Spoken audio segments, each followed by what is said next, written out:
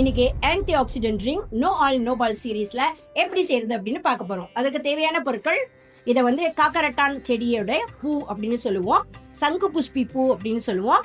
இத ப்ளூ பீ அப்படின்னு எல்லாருமே அழைக்கப்படுற ஒரு அற்புதமான ஒரு ஆன்டி ஆக்சிடென்ட் பூ இது.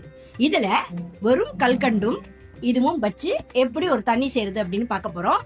இந்த தண்ணி ப்ளூ கலர்ல கிடைக்கும். கொஞ்சம் எலுமிச்சை பழம் சேர்த்துக்கிட்டோம் அப்படின்னா பர்பிள் கலர்ல கிடைக்கும். அந்த ரெண்டு விதமான தண்ணி எப்படி இருக்கு அப்படின்னு பார்க்க போறோம். அதுக்கு முன்னாடி இதை வந்து என்ன பண்ண போறோம்னா அரைச்சி எடுத்துட்டு வர போறோம். அதுக்கப்புறம் தான் சுகர் கலக்க போறோம். சுகர் என்பது கல்கண்டு மட்டுமே நம்ம கலக்க போறது.